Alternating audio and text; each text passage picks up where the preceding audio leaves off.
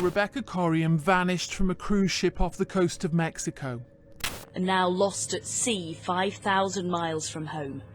And now lost at sea 5,000 miles from home. 5,000 miles from home. Rebecca Corium, a young British woman from Chester, England, was excited when she landed her dream job as a youth activity worker aboard a cruise ship employed by a well-known, family-friendly organisation we shall refer to as the Mouse Company. Rebecca loved working with children and travelling to different places, so it really was the ideal job for the 24-year-old Brit. She was a cheerful, friendly and adventurous young lady who was loved by both her colleagues and the guests aboard the ship she worked on.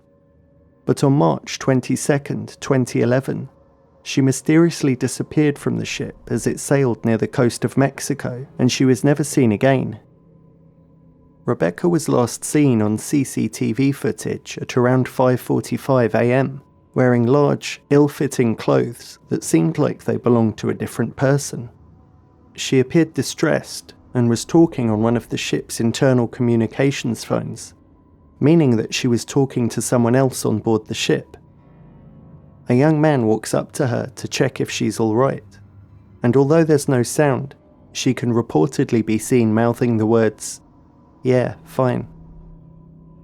She then hangs up the phone and walks out of the camera's view.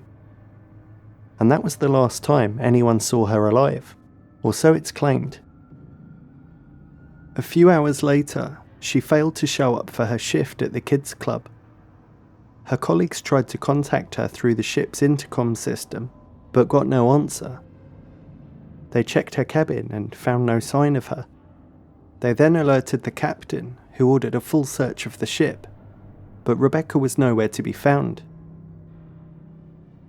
The US Coast Guard and the Mexican Navy were informed, who launched both aerial and maritime searches of the area where the ship had been sailing. Mouse Company officials also contacted Rebecca's parents, Mike and Anne Corium, who lived in Chester, England. They informed the Coriums that their daughter was missing and that they would fly them out to Los Angeles where the ship was due to dock. It was 11:15 in the evening, just getting set to go to bed really, and the phone rang. And they said, well, I have to inform you that your daughter's missing at sea. That was the start of the nightmare. After 3 sleepless nights, Rebecca's parents arrived at the port in Los Angeles on the 25th of March, just in time to see the passengers disembark from the huge ship. The Coriums had hoped that they may have been given the chance to speak to some of the passengers, but Mike and Anne were kept at a distance, in a car with blacked out windows. After everyone had disembarked, the couple were taken on board where they met the captain, who expressed his deep condolences and his belief that Rebecca had been swept overboard by a rogue wave. They were then taken to a room that quickly filled with Mouse Company executives.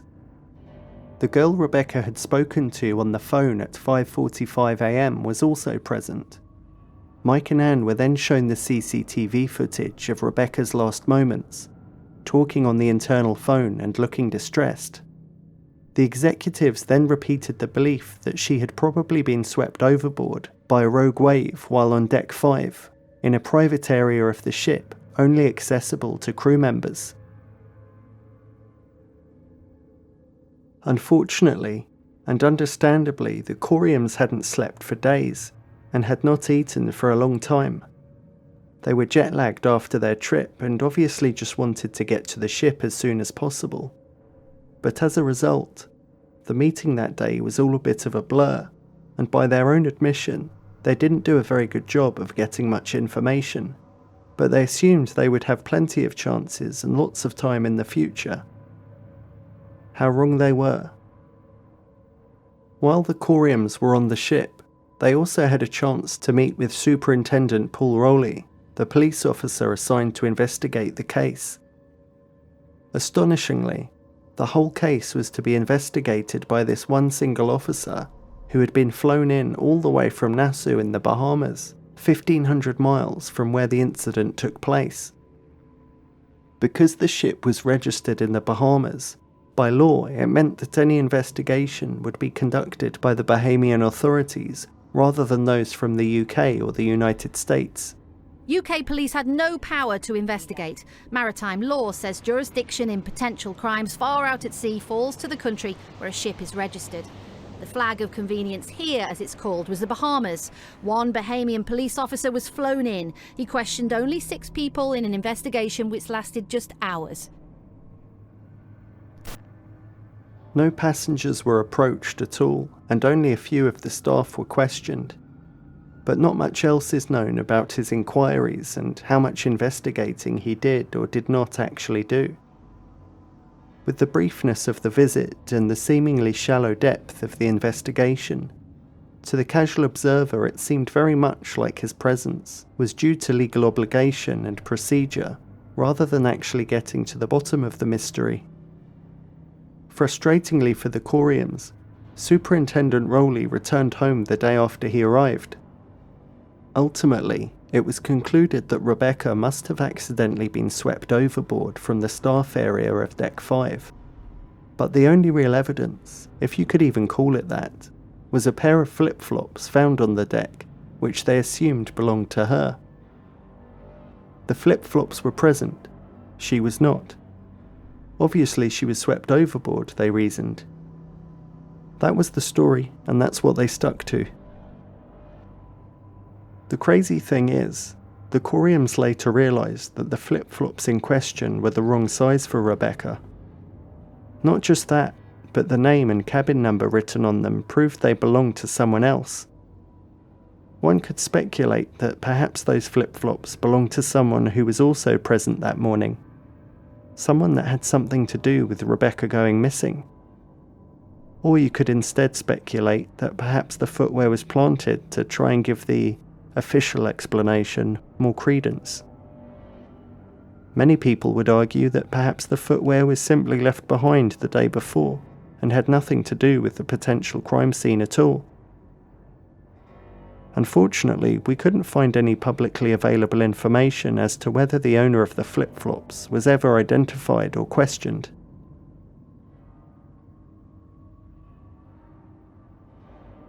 So let's explore the official explanation a little further.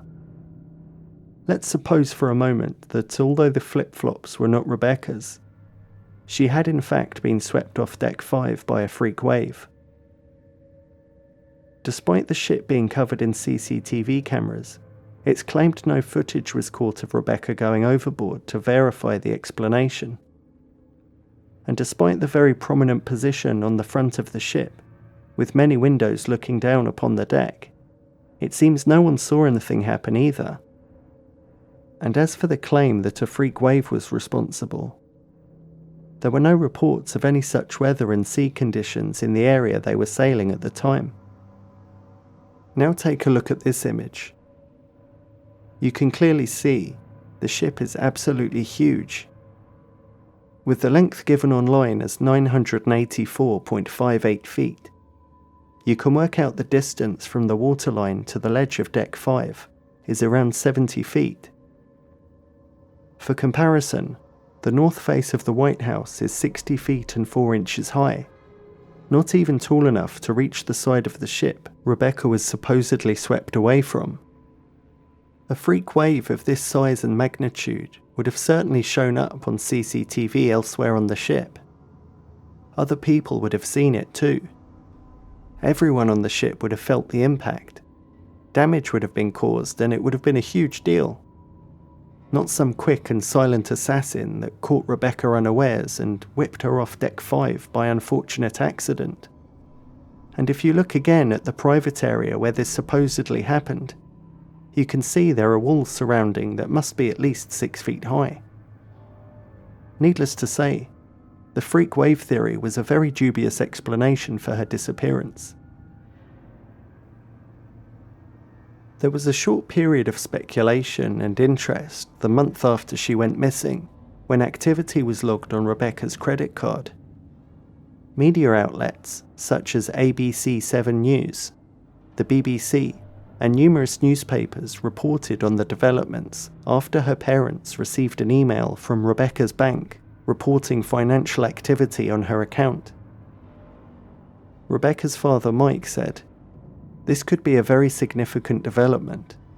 The fact that her credit card's been used could only mean someone has stolen it, or she's still alive." The exact details were kept closely guarded and were given to the authorities to investigate. Strangely, we couldn't find any updates on this particular bit of information, which is a shame. It seemed like it could have been an important development in the case. Almost 1 year after her disappearance, Rebecca's dad received an email from a lady who believed she may have seen Rebecca with a dark-haired man while in Venice the previous August. This would have been around 5 months after she went missing. The woman specified that she was 85% sure it was Rebecca, and that seeing the family's missing person appeal website had jogged her memory. Sadly, this information never provided any actionable leads, and while some people believe it's proof that Rebecca ran away to start a new life, or even that she was a victim of trafficking, the sighting in Venice was more than likely just a case of mistaken identity. In October 2011, 7 months after Rebecca's disappearance, John Ronson, a journalist for the Guardian newspaper, took the same cruise on the same ship to try and get some more answers to the mystery. Several crew members that he spoke to had been aboard the ship that fateful day back in March when Rebecca went missing. Unsurprisingly, they all requested to remain anonymous, no doubt in fear of the repercussions of them speaking out. Several of them believed more was known about Corium's fate than had been publicly disclosed or the company was telling them. One particular exchange the journalist had with a man working behind a drinks bar was quite telling of the situation. Here's an extract from the article. "Were you on board when Rebecca Corium vanished?" I ask. He narrows his eyes. "I don't know anything about it," he says. There's a long silence. "It didn't happen," he says. He looks at me. You know that's the answer I have to give. However, there was a maintenance worker that the journalist spoke to who seemed to agree with the official narrative that she had been swept overboard, even going as far as mentioning the flip-flops that were found. Other crew members were convinced that Rebecca had jumped willingly, knowing that it would be the end of her. One of them believed that Rebecca was on the phone to her girlfriend that morning, and they were having a fight. They believe her emotions got the better of her, and she ended herself as a result. Another theory put forward by one of her friends was that maybe Rebecca had climbed up somewhere she shouldn't have in an attempt to feel like she was off the ship for a few moments, and then accidentally fell into the water in a moment of absent-mindedness. Regardless of the different theories that the crew members had, the Guardian article gives the impression that the majority of them seem to agree that firstly, the whole ship was absolutely covered with CCTV cameras, and secondly, the mouse company knew more than they were letting on. The weeks and months following Rebecca's disappearance were not just difficult for the Coriums, but incredibly frustrating too. There seemed to be a complete lack of transparency and accountability from their daughter's previous employer. No contact, no information. They were left completely in the dark and caught in that awful limbo, only truly known by those who have experienced the disappearance of someone close to them. The Coriums were outraged by this lack of transparency and accountability, and sick of not knowing the truth. They hired private investigators, including Bill Anderson, a specialist investigator, and maritime lawyer Jim Walker, to try and find out what really happened to their daughter. In his own words, Mr. Anderson was fully convinced something criminal had happened to Rebecca. Mr. Walker said, "In this day and age, it is inconceivable that anyone would vanish from a cruise ship, particularly a ship catering to families and children, without the circumstances being recorded by closed-circuit television cameras. The Corium's local MP, Chris Matheson, immediately took an interest in the case when it was presented to him and shared his views with the BBC. I believe there's sufficient evidence to indicate that a crime may well have taken place. I'd like that investigated by the British police. My worst fear is that Rebecca Corium was murdered. Eventually, the report from the Bahamian police force was finally released to the Mouse Company, who then shared it with UK authorities. Unbelievably, this came with strict instructions not to disclose the contents of the report with Rebecca's parents. Despite repeated requests from the family, and several Freedom of Information requests from their lead investigator, Bill Anderson, Cheshire Police insisted that the report was not its property to share. I personally have never heard of such a thing. That's really got to be some high-level legal jiu-jitsu right there, where the direct family of a missing person is denied the right to even look at the report. I can only imagine how infuriating it must have been for the family, and for everyone on Team Corium.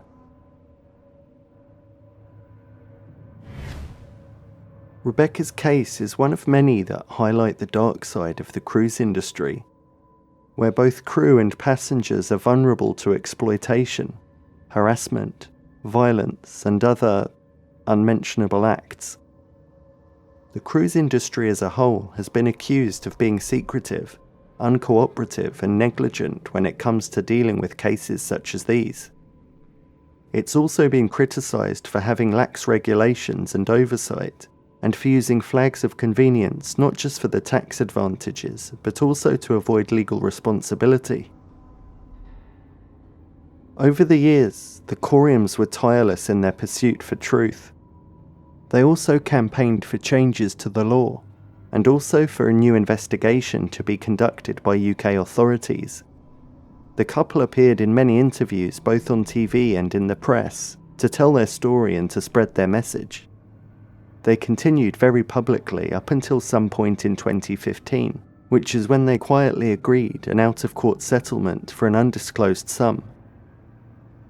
As part of the agreement, they were no longer able to speak publicly about the case. Now, some people speculate that this was a sign of defeat, that accepting the settlement basically showed the Coriums had either finally accepted the official explanation, or that they accepted that Rebecca had purposefully brought about her own end. But the truth is, behind closed doors, they were still pushing for a UK investigation, and still campaigning back home, within the bounds of their agreement with the Mouse Company. With the Coriums, I feel like it was never about the money. And I'm sure most people will agree, no amount of financial compensation would come close to filling the hole left by the loss of a loved one. But I feel like the Coriums both deserved and needed the settlement money. Rebecca's dad, Mike, was a self-employed gardener. The family came from humble backgrounds and don't appear to be wealthy by any means. My belief is they needed that money to continue their campaign, to get to the bottom of what happened to their daughter, and to do right by her memory. On the 26th of March 2016, the Liverpool Echo newspaper revealed some important pieces of information regarding the case. The article discusses the fact that investigators believe the actions and body language Rebecca displays in the CCTV footage were indicating she was extremely unhappy about a recent incident. The article also mentions that Rebecca's parents believe she may have been involved in a violent struggle, evidenced by a ripped pair of shorts amongst the possessions returned to them after her disappearance. Most importantly, the article also mentions the fact that it was discovered the CCTV footage of Rebecca on the phone was actually recorded on Deck 1, even though Mouse Company officials always insisted the call took place on Deck 5. Near the front of the ship where she was supposedly swept off from. Bill Anderson, the previously mentioned private investigator, says the explanation and location doesn't fit. Discussing the CCTV footage, Mr. Anderson is also quoted in the article saying, "We think Rebecca is talking to a cabin mate about something awful that has happened. Our suspicion is, not long after this clip, she is thrown overboard." Obviously, the Coriums can no longer speak publicly after their settlement, but in recent years, the private investigation seems to have gone quiet too, with no new information or developments shared about the situation. Despite describing the report they were shown as totally and utterly unsatisfactory, Cheshire Police were never able to proceed with their own investigation, on the grounds of lack of proper jurisdiction. Our thoughts go out to Rebecca's family, and we hope that someday they can get the closure they deserve.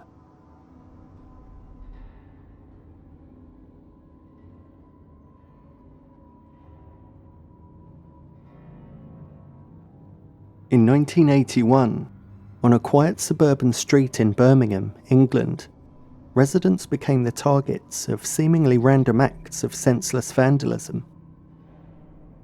After a few instances, it became clear it was not a group of mischievous youths to blame. And in time, it proved to be something far more enigmatic. As night would fall on Thornton Road, targeting only a few specific houses, large stones seemed to fly out of nowhere, smashing windows, breaking roof tiles, and psychologically traumatizing the helpless occupants. Aside from the other details that we'll soon get into, the thing that makes this case so unusual is that it continued almost every night for a period of several years. The stones would always come from the east, hitting the rear of the houses, and the attacks only ever happened as it was getting dark or at night. Some residents tied cotton thread zigzagging around their back gardens to see if it would be broken by the perpetrators accessing their property, but the threads would always remain intact. Police were soon involved, and in the beginning, Chief Inspector Len Turley was confident the matter could be swiftly dealt with. Birmingham's police confess they're stumped. In charge, Chief Inspector Len Turley. When I first came here some 12 months ago, I thought at that stage that I would put 2 policemen on it and it would be finished in a couple of days. That has proven to be totally wrong. In December 1981, Superintendent Baden Skid was determined they would catch the culprit, saying, "We have devoted know-how and manpower of major murder hunt proportions. We are not treating it as a game. A very serious crime is being committed. The culprit holds all the aces, but we will get him in the end. He will slip up."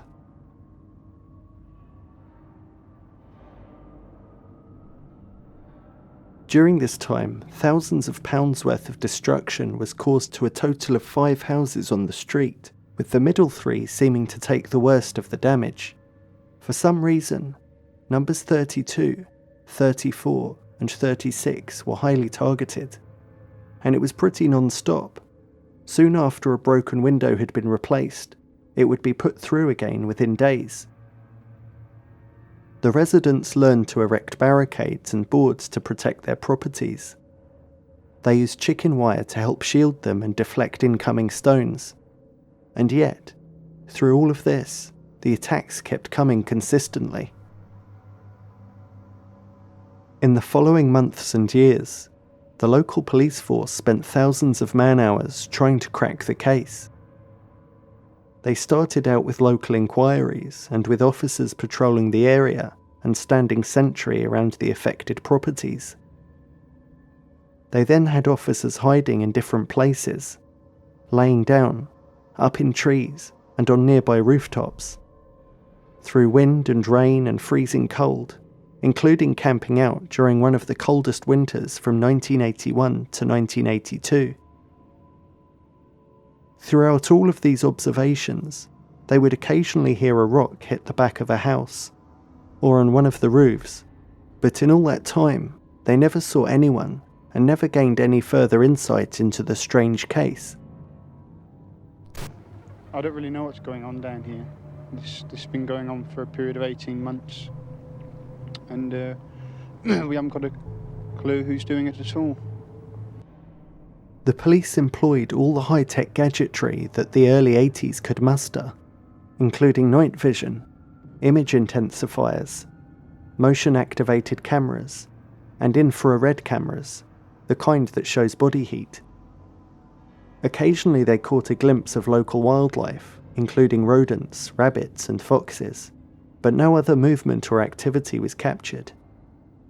Ballistic experts were consulted too, which you would have thought could shed some light on the situation, given the fact that the case was entirely centred around projectiles, but these consultations did nothing to further the investigation.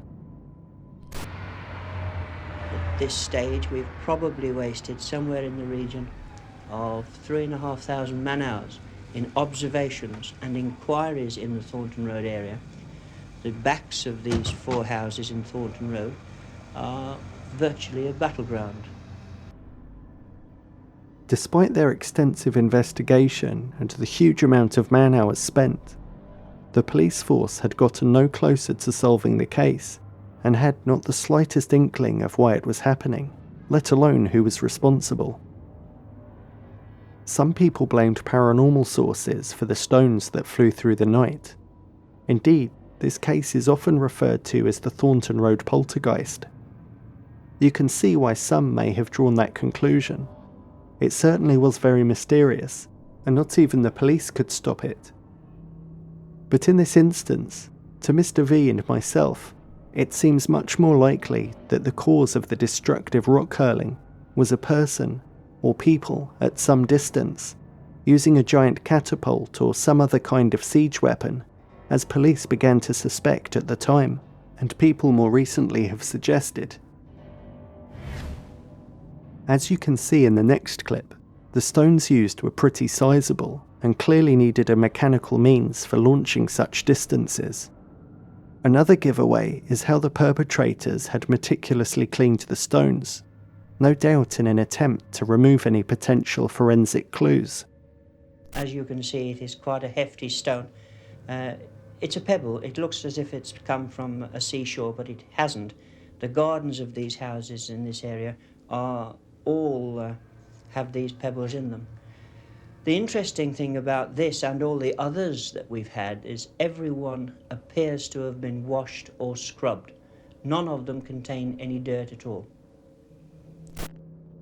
Of course, aside from the physical damage that was being caused all those years it went on, there was also a psychological toll that it took on the afflicted residents. Imagine for a moment you were living in one of those houses. This was your home. You're trying to get to sleep and rocks keep slamming against your house. For years. It's pretty crazy when you think about it. I can't imagine it would be an easy property to sell under those circumstances, even if you did want to leave. Natalie Holford, a resident at number 32, was 17 at the time when the Thornton Road attacks started.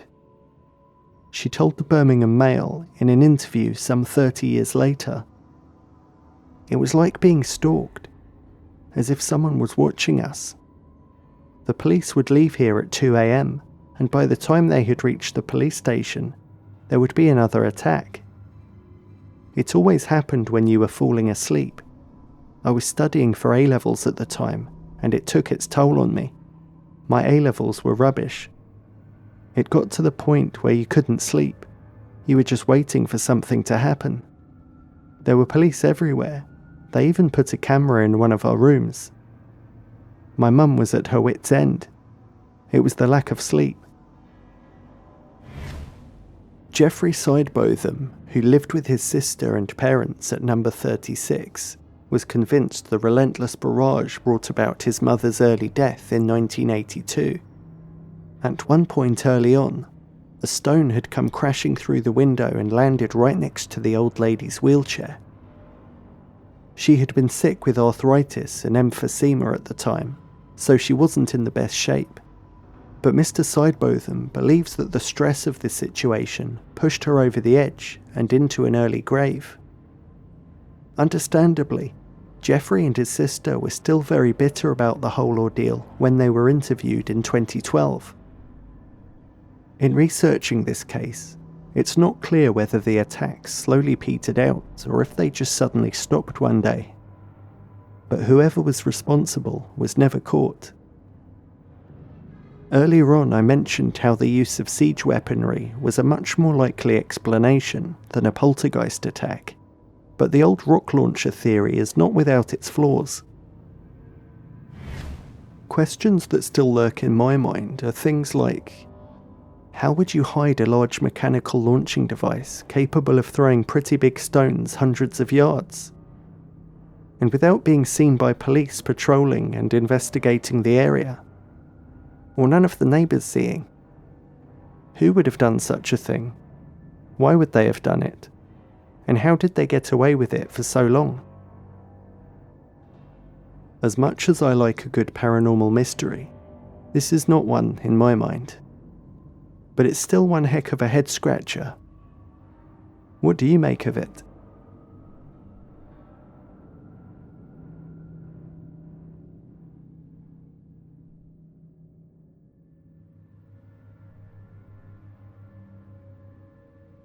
On October 9th, 1968, an Italian merchant vessel named the Anna de Meo was en route to Venezuela through the calm waters of the Atlantic. The morning was cloudy but uneventful, and everything seemed routine until something unusual appeared on the horizon. A small fishing boat, clearly not suitable for long-distance travel, floated aimlessly, a solitary speck in the vast expanse. The crew of the Anna de Meo decided to approach cautiously, their curiosity tempered by unease at the sight of such an unlikely vessel so far from shore. When they came alongside the boat, first mate Luciano Ascioni and another sailor prepared to investigate. As they climbed aboard, an eerie stillness seemed to wrap around the craft. The boat appeared intact and its deck undisturbed, its surfaces weathered but functional. And yet, something was undeniably wrong. Where was the crew? The vessel was deserted, not a soul was in sight, and no indication as to why. Curiosity gripped the two sailors, and they decided to investigate further. First mate Luciano opened the hatch leading down to the engine room and ventured further. There, laying face up on the floor, he found the lifeless body of a man laying naked next to a transistor radio. His remains offered no immediate answers, and his body seemed to be partially mummified, preserved to some extent. He immediately sent the deckhand back to the ship so he could report their findings and radio the discovery in to the authorities. Looking around the room further, Luciano found a small notebook near the mummified remains. Its first pages filled with nautical calculations and some notes in the Spanish language. Strangely, many of the middle pages had been torn out of the notebook. The last page contained a long, scrawling text that appeared vaguely to the Italian sailor to be some kind of a farewell note. No logbook or any other useful information could be found on the boat, so with the cryptic notebook and a few other documents in hand, Luciano returned to his ship. At the time, the crew of the Anna de Meo were unaware of the significance of their find. To them, it was just a grim, unsettling discovery in the middle of the Atlantic, en route to Venezuela. It was only when they contacted the authorities to report the vessel and shared the name painted faintly along the hull, Fausto, they learned it had been missing for nearly 3 months, its disappearance shrouded in mystery, the story of which the crew would soon learn about.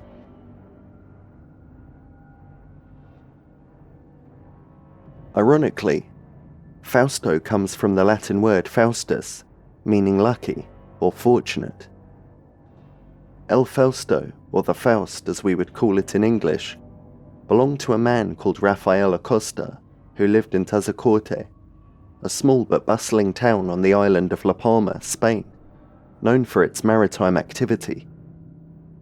Fishing boats and transport vessels routinely sailed from its harbour, and the Fausto was a respected member of this fleet. Suitable for both fishing and cargo transport, it was a reliable and sturdy vessel, built for relatively short excursions. Its regular crew of 4, Ramon and Deliberto Hernandez, and Miguel and Viterbo Acosta, were seasoned sailors and fishermen, all in their 40s and well versed in the region's waters.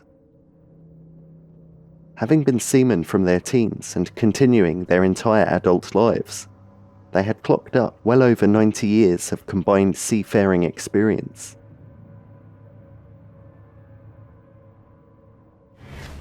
On July 20th, 1968, the Fausto had a cargo delivery job lined up, and so departed Tazacorte with a delivery of agricultural explosives bound for El Hierro, an island about 50 miles to the south. Viterbo was not aboard that day due to other commitments, but the other crew members were more than happy to do the job without him, having completed the same route many times before. And so, after roughly 7 hours of smooth sailing, the Fausto reached her destination and completed the delivery in good time. It was while docked at the port of Las Puntas that they were approached by a man named Julio Garcia, a mechanic desperate to return to La Palma. Julio had just received news that his young daughter was gravely ill and sought passage back to his family as soon as possible. He explained that he narrowly missed the regular boat back to the island, and there wouldn't be another sailing until 2 days later. Upon hearing his predicament, the crew agreed to take him aboard and refused his offer of payment. That very night, at 2:30 a.m. on July 21st, the Fausto set sail once more, on what should have been a straightforward return journey back to Tazacorte.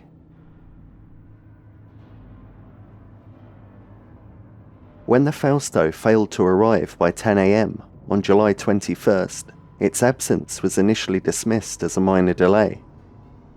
As the hours slowly passed by, concern mounted. Rafael Acosta, the boat's owner and relative of the crew, dispatched another vessel to retrace the Fausto's route. However, the search yielded no trace of the missing boat or its occupants. The weather had been calm, and the crew's vast experience, along with the simple, regular route, ruled out any navigational errors.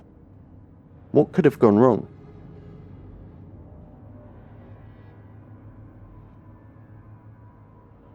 The following day, July 22nd, the Fausto was officially declared missing, and a full-blown search operation began on a sunny, cloudless day, perfect weather for a search and rescue mission. Planes and ships scoured the waters extensively between La Palma and El Hierro and further afield, but the Fausto seemed to have completely vanished. These searches went on for days, but to no avail. Had the ship sunk, the searchers wondered.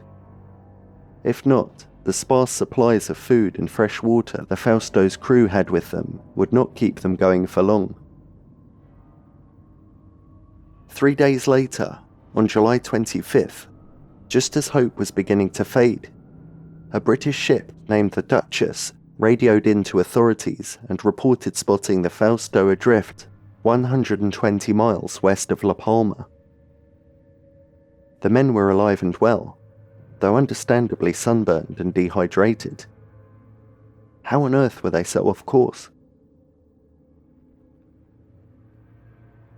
The authorities were clearly relieved to hear the good news, and word soon spread to the crew's hometown of Tazacorte, to their families, and to everyone who had been part of the search effort. The Fausto had been missing for 4 days, and people really were bracing themselves for the worst. The crew of the Duchess gave the Fausto crew something to drink, something to eat, and of course cigarettes. After some time, they offered to take the men home and tow the small boat back to Tazacorte, where, unknown to them, a grand homecoming party was already being arranged for the 4 lost men. In a surprising turn of events, the offer to take them home was rejected, and the Fausto's crew insisted that they would make their own way back. They just required some fuel and supplies, insisting there were no navigational or mechanical issues with their boat, and offering no explanation as to why they were so far off course in the first place. This baffling decision raised eyebrows, but was ultimately respected. With their supplies replenished, the Fausto set off eastwards, back toward La Palma once more, with an estimated arrival time of 7 p.m. the same day. Back home in Tazacorte, people were starting to gather, and eventually the whole town was waiting at the port to celebrate the homecoming of the 4 men. A sort of surprise party having been arranged. All the families of the respected men waited anxiously to be reunited with their loved ones. 7 p.m. passed, then 8, then 9. Day faded into night, and the townspeople slowly thinned out and slipped off, until only the families remained, clinging on to hope. But that ship never did come in. Confusion turned to dread. By morning, it was clear that the Fausto had vanished again. The following day, July 26th, a massive search and rescue effort was launched involving 4 Caça bomber planes and military, civilian, and research boats, all searching in ever-growing radius, starting from where the Duchess had found the Fausto the day before. Mainland Spain sent more airplanes to help, and a massive area was searched for the missing ship. The extensive effort lasted several days, and became the biggest search in Spain's history up until that point, and is estimated to have cost well over $2 million in today's money. Sadly for the families of those lost men, the impressive search effort never led to anything more than false hopes.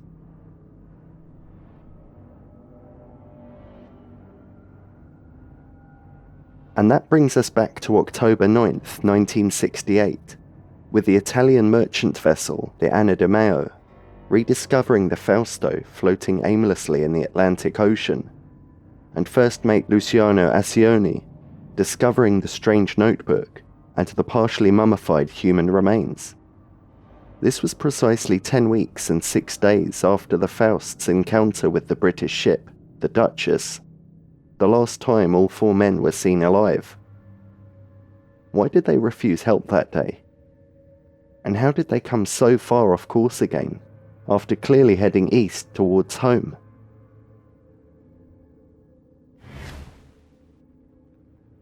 So, after radioing in their discovery to the authorities, the decision was made to tow the Fausto behind the Anna di Meo to Venezuela for further investigation, along with its unidentified crew member laying in the engine room. Spanish authorities hoped they could gain some insight into what had happened to the ship and her crew, given the chance to look closer at the clues. Alas, it was never meant to be. 2 days later, on October the 11th, the Anna di Meo contacted Spanish authorities to report that they had lost the Faust to the ocean. While towing her, the ship had sunk bow or front first into the water with such force that the towing cable broke, and was pulled down with the ill-fated fishing boat, taking with it any remaining clues to the depths of the Atlantic. All that was left from the Faust was the paperwork, which was mostly insurance documents, and of course the unusual notebook, which was returned by post to authorities in La Palma, Spain. There was an address at the bottom of the last page of the notebook, the page that contained that farewell message. It was found the address belonged to Julio Garcia, the mechanic that was so desperate to get back to his family. His wife, Luz, upon viewing the notebook, immediately identified it as belonging to her husband. Contained within that last page were instructions on how to get by without him, and how to cope financially with him not around.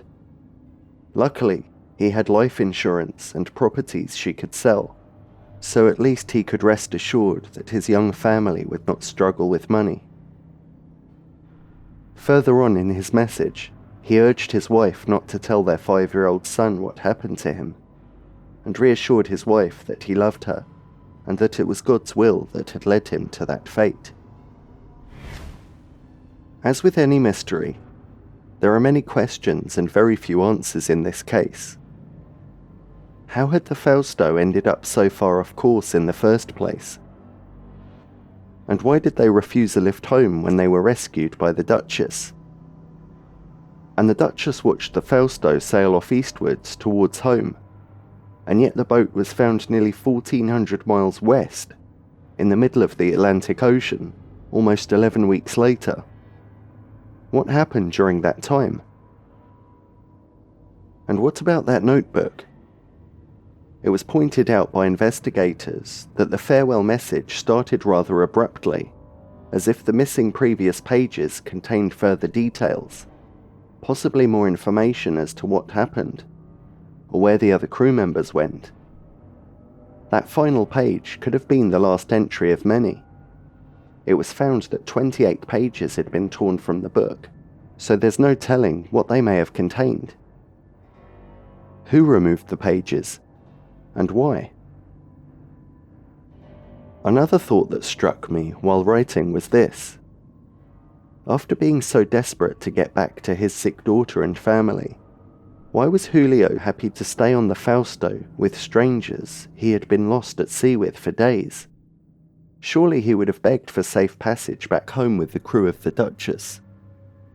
The other thing that struck me about this case was that of all the countless trips the experienced sailors had taken back and forth to that island and all around that area, the only thing different this one time was the presence of Julio. Whether that's coincidental or not, I guess we'll never know.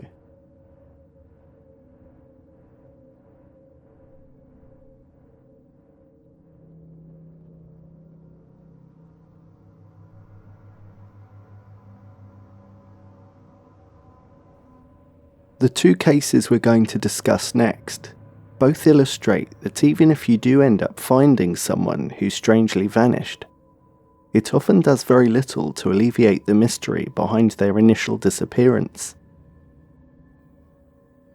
On the 10th of May 2019, 53-year-old Sandil Sabir was helping a neighbour of his in a suburb of the South African city of Durban. Being in the construction trade, Sandil was more than happy to help out with his neighbour's home renovations. Sadly, he was oblivious to the fact that by volunteering his services that day, he was effectively signing his own death warrant.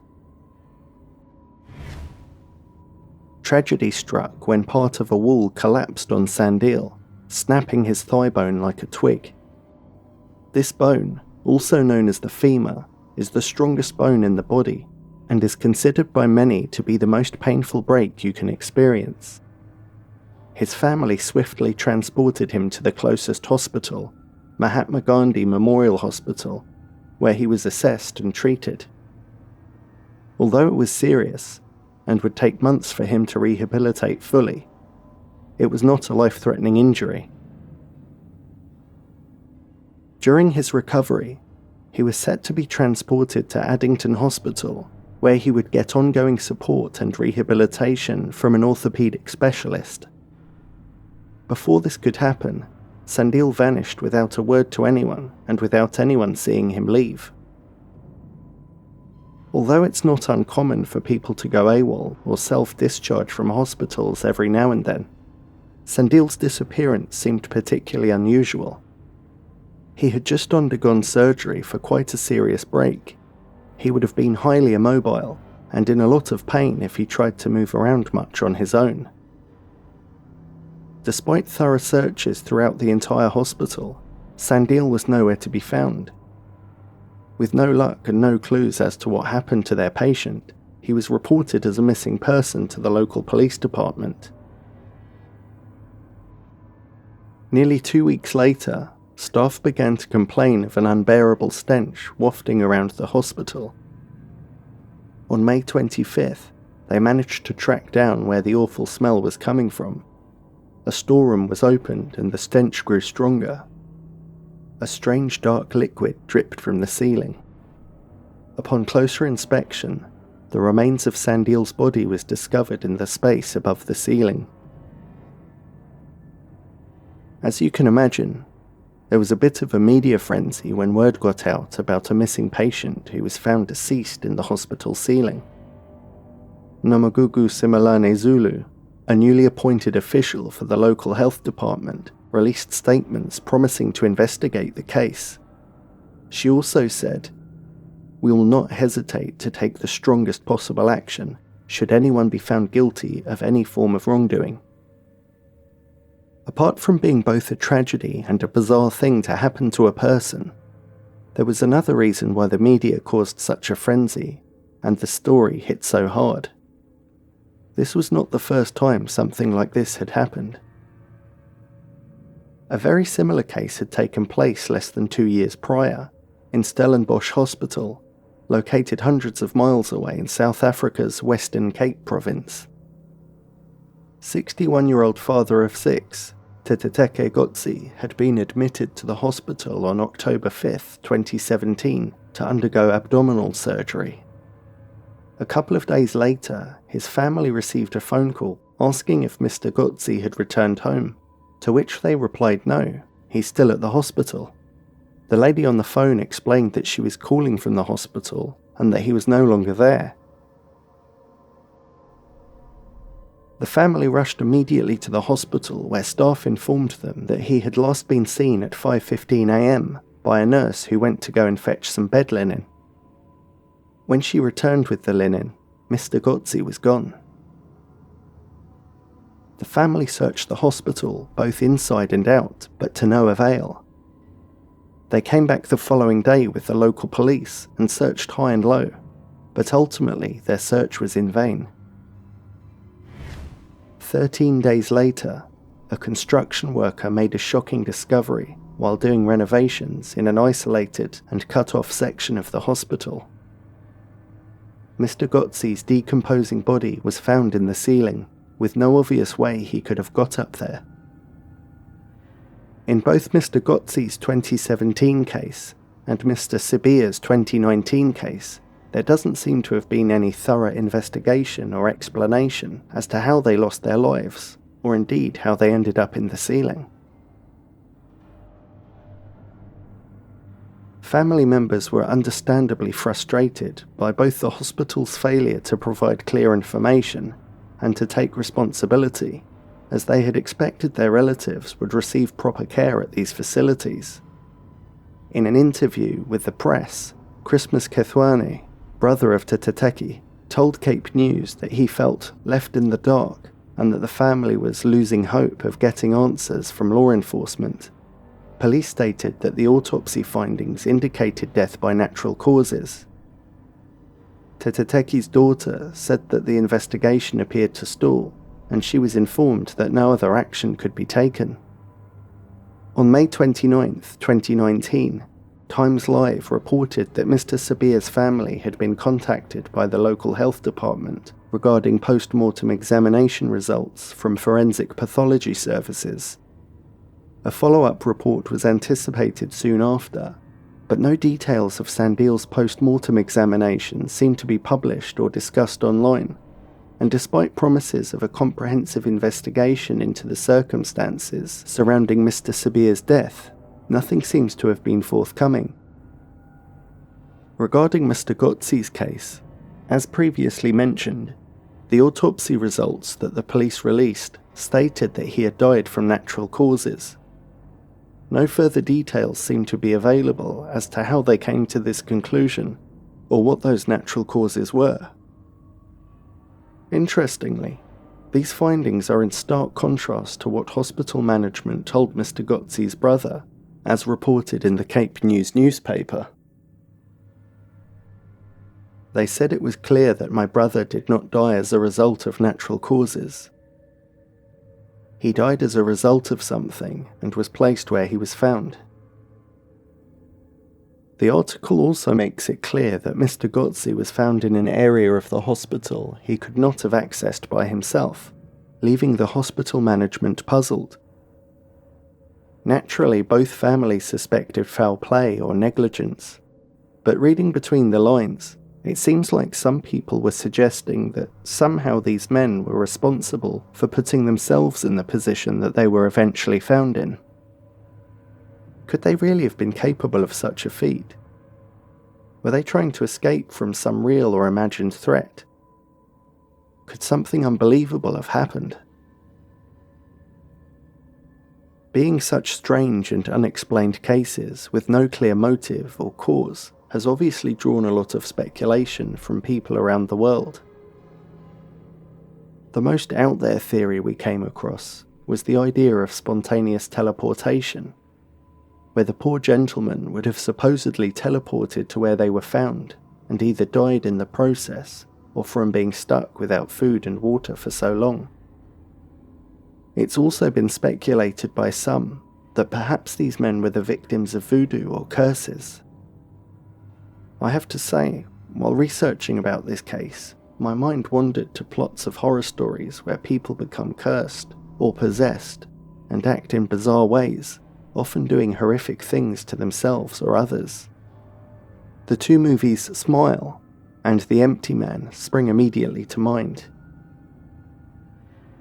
This was no doubt spurred on by the memory of a video I saw online years ago. I'm sure some of you may have seen it. The footage of Eliza Lamb acting unusually in an elevator, and then the fact that she went missing after the footage was taken. She was found weeks later in a water tank on the roof. Some people believe that she was possessed or that she was being pursued by an evil entity, while others believe such ideas belong in works of fiction. As for Mr. Gotzi and Mr. Sabir's situation, far more grounded in reality is the theory that perhaps these men had some kind of rare side effects from medications they were given, leading to paranoia and hallucinations. There's also a condition known as post-operative delirium, where people wake up from anesthesia and suffer a temporary psychosis which can be severe. A fairly high-profile case of this took place in January 2014, when socialite and philanthropist Sandra de Auriel underwent a cosmetic procedure. The following morning she awoke agitated, stripped off naked, and ran up to the roof of the clinic where she ultimately leapt to her death. The problem with this explanation for the disappearances of Sandil Sabir and Teteke Gotzi is probably quite obvious. Both men had undergone serious surgery and their mobility and strength would have been severely lacking. It would have been nearly impossible to navigate the distances they did and then find some way to hoist themselves up into the ceiling. And how would they have done so without causing any damage to the ceiling tiles or leaving any traces of any disturbances? For these reasons, it seems highly improbable that the two gentlemen had placed themselves in the ceiling. This leads us to the next troubling theory. The idea that the men had been victims of negligence and had died because of something a staff member at the hospital did or did not do, like administering the wrong medication, or not administering medication when necessary, or maybe even botched surgery or some other kind of medical mishap. But the idea that both men had died accidentally by neglect or malpractice seems less likely to me. Why would multiple hospital workers risk being caught covering up the death? One person, sure, they may want to protect their career or their reputation or whatever. But how would they talk others into conspiring with them?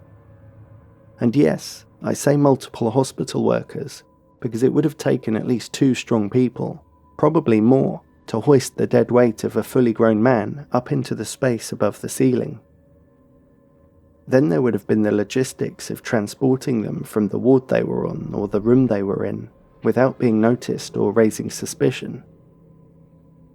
Also, it's an unfortunate truth that mistakes and accidents do sometimes happen in hospitals around the world. The conspiracy theory seems pretty extreme and bizarre lengths to be taking to avoid what would ultimately be not much more than a slap on the wrist and a fine for the hospital. Finally, the most disturbing theory of all is the idea that these men had their lives taken on purpose. As it's clear to see, these two separate cases are eerily similar to each other. Both patients were older males, admitted to hospital with severely impaired mobility, and they were both found approximately 2 weeks later in the ceilings of the hospitals they went missing in. This has led people to speculate that it was the same killer responsible for both cases. Maybe a rogue health worker, or even a janitor or cleaner. Someone who had gotten away with it before and wanted to scratch that itch once more. There's also the possibility that it was a copycat crime, where one psychopath was inspired by another. The theory of a killer still has many of the flaws of an accidental death cover-up though. One person on their own would face all the logistical problems, and of course the impossibility of being able to lift the dead weight on their own, and so carefully, so precisely, as to not damage those flimsy ceiling tiles seen in the picture. I find it really unsettling that no one seems to have offered a reasonable explanation as to how these poor men ended up in the ceiling. And the fact that the autopsy results stated natural causes as the reason for the death of both men only deepens the mystery. Honestly, this one really has me stumped.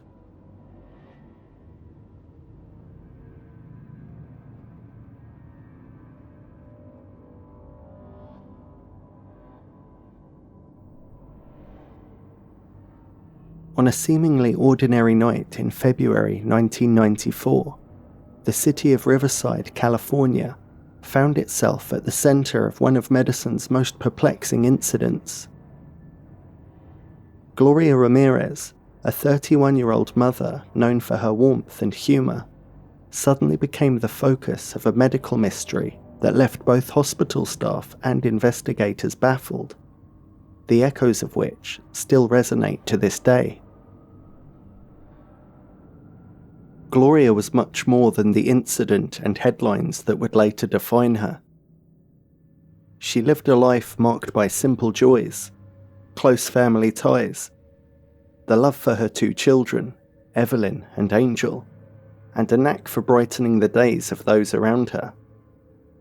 Described by friends and family as a warm-hearted jokester, Gloria was the kind of person who could lift spirits with her humor, even while quietly battling her own personal demons.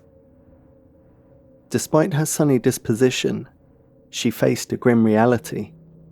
6 weeks before the incident, she had received a devastating diagnosis of late-stage cervical cancer.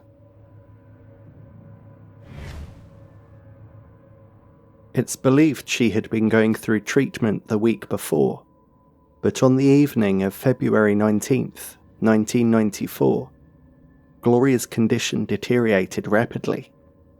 After suffering from relentless nausea and vomiting, Gloria's boyfriend, Johnny Estrada, called for an ambulance because she was now having trouble breathing and suffering from heart palpitations. Upon arrival at Riverside General Hospital, Gloria was immediately rushed into the emergency room. Although conscious, when doctors evaluated her, Gloria appeared disoriented and couldn't answer basic questions. She was barely able to respond at all.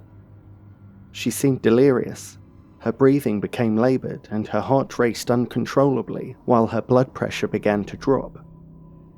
The medical team sedated her to calm her and tried to stabilise her heart rate, but when this proved ineffective, they prepared to use the defibrillator. The events that unfolded next would transform Gloria's case into what can only be described as medical legend. As the emergency team worked frantically to stabilise her, several unusual observations began to emerge. As they opened her shirt to apply the chest paddles, staff noticed something unusual. Gloria's skin was covered with an oily, glossy substance that seemed too thick to be perspiration.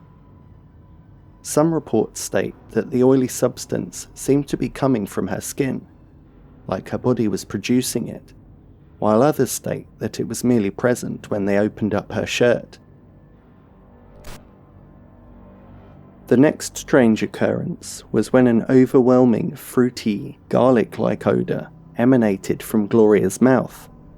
Not the mild scent of someone who had eaten garlic, but an intense, unmistakable stench that permeated the emergency room. With Gloria's condition deteriorating rapidly, the team continued their life-saving efforts despite the oily skin and intense garlic odour. Nurse Susan Kane drew blood from Gloria's arm and was immediately struck by an overpowering chemical smell reminiscent of ammonia coming from the syringe. She passed the sample to medical resident Julie Gorginski, who clearly observed small crystals floating in the extracted blood, which she found most perplexing. The ominous atmosphere in the trauma room was underscored by the fact that not only was Gloria's condition critical, as she now went into full cardiac arrest, but at the same time, several medical personnel began experiencing severe physiological symptoms. As the two medical professionals began discussing the strange crystals floating in Gloria's extracted blood, Nurse Kane suddenly collapsed. The attending physician, Dr. Okoa, caught her as she fell. When revived, Kane complained that her face felt like it was burning.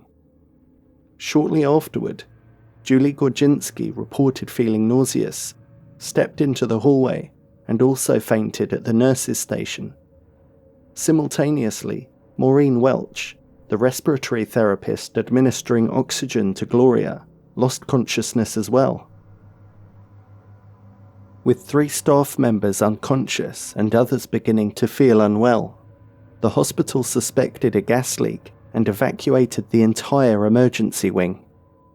Patients were moved to the parking lot, while Dr. Okoa and a few others stayed with Gloria, continuing resuscitation efforts. Despite their attempts, Gloria Ramirez was pronounced dead at 8:50 p.m, just 35 minutes after her arrival.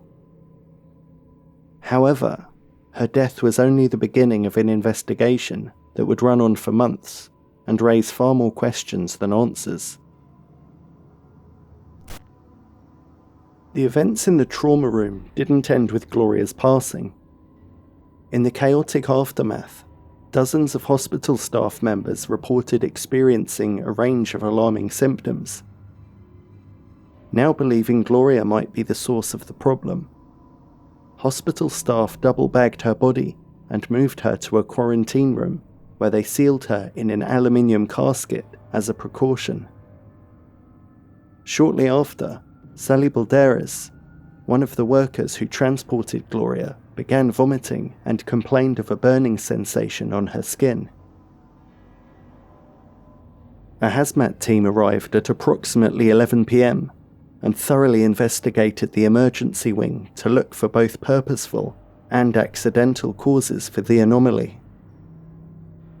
After thorough investigation, they found no evidence of gas, chemical, or biological contamination. A total of 23 out of the 37 emergency room staff reported experiencing at least one symptom. 5 of them required hospitalization overnight. Among them, Balderas faced episodes of tremors and intermittent apnea during a 10-day hospital stay. The most severely affected was Gorginski, who spent weeks stuck in intensive care. In addition to apnea, she developed hepatitis, pancreatitis, and avascular necrosis, a condition where bone tissue deteriorates due to a lack of blood supply. In her case, the avascular necrosis affected her knees, which needed 2 operations and left her wheelchair-bound for several months. This was a woman in her 30s who previously had no medical issues and was perfectly fit and healthy before the exposure. The harrowing experiences of affected staff added an even deeper layer of mystery to the case, as they all recalled the pungent chemical odour that seemed to have been a harbinger of the unfolding disaster. In the wake of the tragedy, investigators from local, state, and federal agencies converged on Riverside General Hospital. Their mission was to uncover the cause of the inexplicable symptoms and determine whether any foul play was involved. 1 week after Gloria's death, medical examiners conducted an initial autopsy. They waited to allow time for any potential biological agents to become inactive and performed the procedure in hazmat suits. Surprisingly, they found no traces of chemical or radioactive elements that could explain the emergency room incident. The only substances detected in Gloria's system were Tylenol, lidocaine, codeine, and Tegan, nothing out of the ordinary for a woman in her position. Tegan, an anti-nausea medication, breaks down into amines in the bloodstream, which could explain the ammonia smell detected in her blood sample. However, this didn't account for the crystals observed in her blood, or the symptoms experienced by the hospital staff. The autopsy determined that Gloria died from heart complications stemming from kidney failure. They proposed that the advanced cancer and her medications had led to kidney failure and early-stage liver failure, causing toxic buildup in her system and eventually heart problems. But again, kidney failure alone couldn't explain why 23 members of staff had been afflicted at all, let alone so severely by Gloria's mere presence. 5 weeks later, a second autopsy was conducted, this time collecting more extensive samples. Much like the first autopsy, they ultimately concluded that Gloria died of kidney failure. Concurrently, the Department of Health investigated the hospital, but found nothing unusual. As for explanations as to what happened to the medical staff attending Gloria, and others in the vicinity, one of the early hypotheses put forward was that the strange symptoms experienced by the medical staff were the result of mass hysteria. Under extreme stress and in a highly charged environment, some officials suggested that a few individuals might have been psychologically affected by the perceived threat, especially after encountering the odd odours and unusual physical signs on Gloria's body. As you can imagine, many people found this explanation, shall we say, less than satisfactory. It takes a certain kind of person to work in that environment. These were, after all, emergency workers, whose job it was to work under stress and be exposed to all kinds of horrific things in their line of duty. The fact that mass hysteria was suggested as an explanation was an insult to the 2/3 of all staff who were affected that night, especially the more severe cases. Adding a layer of sensationalism to an already mysterious case, some reports suggested a secret link between local methamphetamine labs and the hospital. According to this theory, chemicals such as methylamine, which is used in production of methamphetamine, were allegedly being smuggled out in IV bags that could have been inadvertently administered to Gloria. While this idea captured public attention, it lacked substantial evidence and was never really taken seriously by the authorities. Nonetheless, the theory contributed to the enduring suspicion that something far more sinister than a simple medical anomaly was at play that night. Perhaps the most intriguing theory centered on the presence of a chemical called dimethyl sulfone, DMSO2, found in Gloria's system. While this chemical occurs naturally in the human body as a byproduct of digesting certain foods, it typically appears only in trace amounts, but investigators found levels which were much higher than normal. Either Gloria had been eating high amounts of sulfur-rich foods before her death, or there had to be another explanation.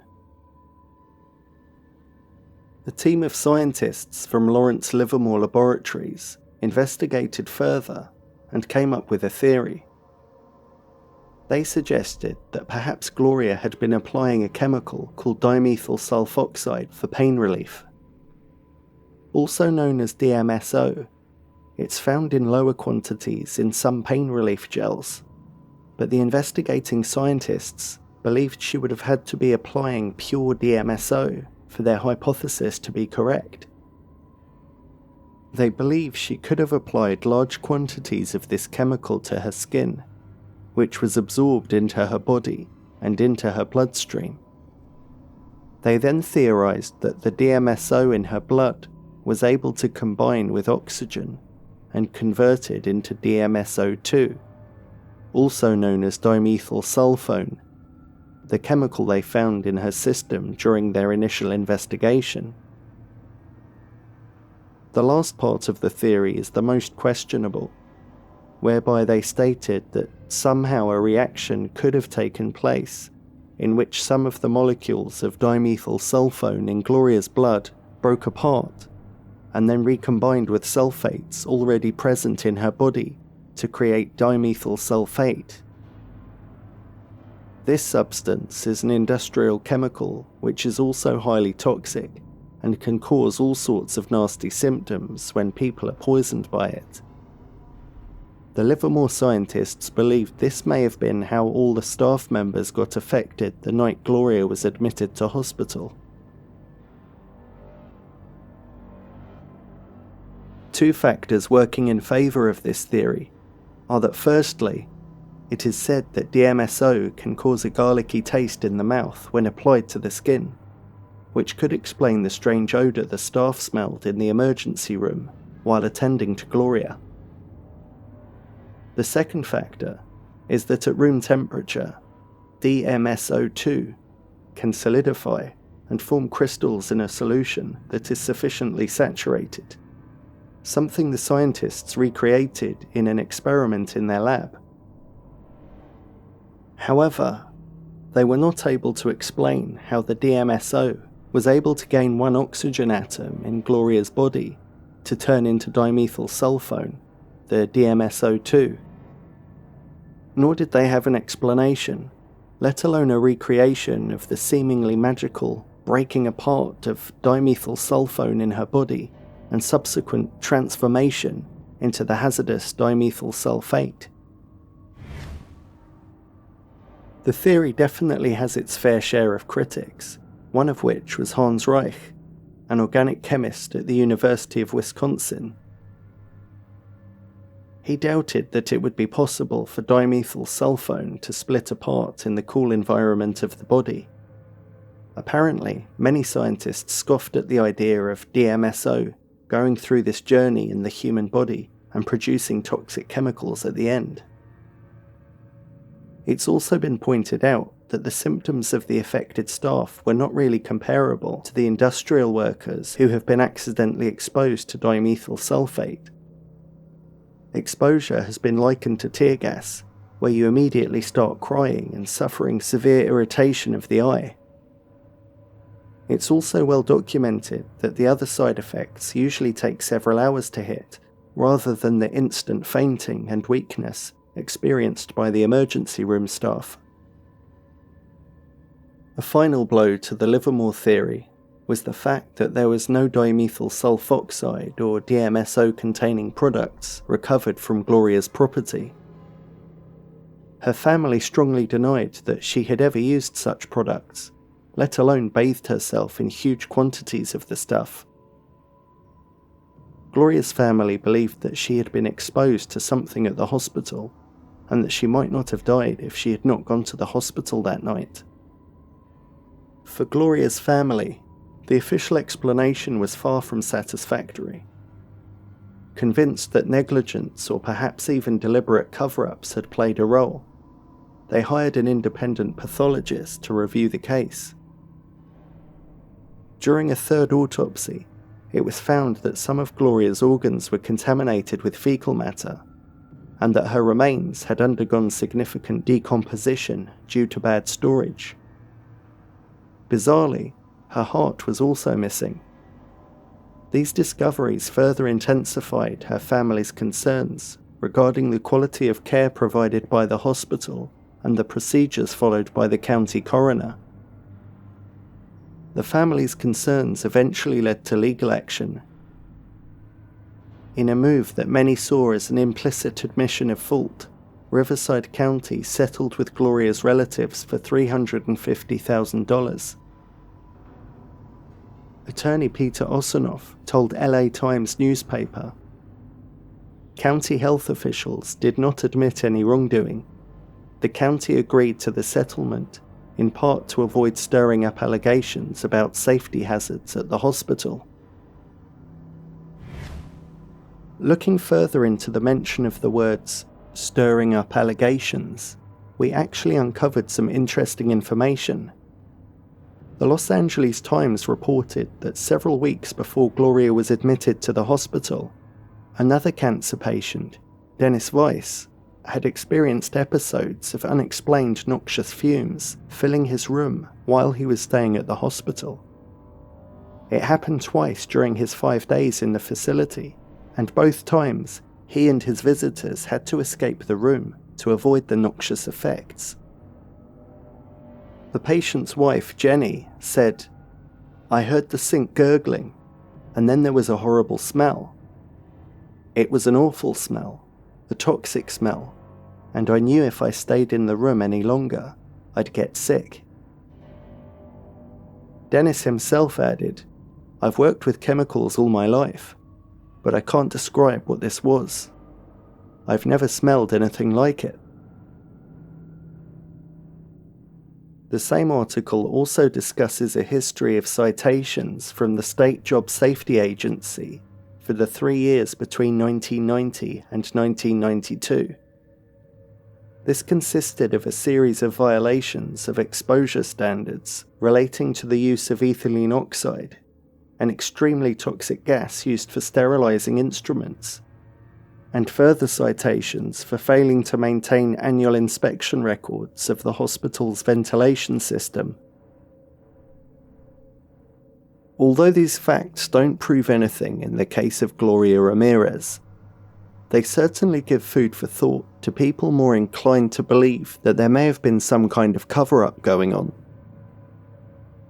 Other details, such as the fact that Gloria's blood sample full of crystals was never kept, despite its importance to the case, is also questionable behaviour. Here's another interesting detail. Julie Gorginski, the nurse who ended up in intensive care and wheelchair-bound for months, spoke to the Los Angeles Times in August of that year. In the article, she says Riverside County was essentially stonewalling her attempts to get to the bottom of the mystery, while her attorney said, "The county's behaviour suggests either incompetence or a cover-up. It's hard to believe that they're that incompetent, and that leaves only one other alternative."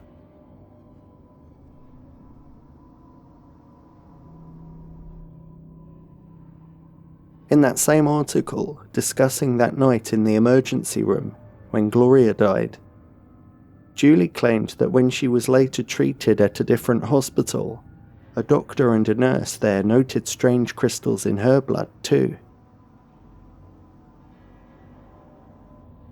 The final honourable mention in terms of conspiracy theory fuel is the fact that the original coroner investigating the case, Stephanie Albright, died from a self-inflicted gun wound a few weeks into the investigation. 3 decades later, the case of Gloria Ramirez remains one of the most debated and mystifying events in modern medical history. The image of a young woman battling terminal cancer, only to become the unwitting catalyst for a cascade of unexplained illnesses among those trying to save her, continues to captivate and disturb. This story is a potent mix of tragedy, mystery, and controversy. On one level, it's the heartbreaking account of a woman who, despite her vibrant personality and the love of her family, was overwhelmed by a brutal disease and a series of extraordinary events. On another, it's a case study in how medical science, no matter how advanced, can sometimes be confounded by nature's unpredictable twists. In the end, while the official reports may have closed the chapter on her medical records, the story of Gloria Ramirez continues to prompt reflection, discussion, and a search for truth that, for many, remains painfully unfinished.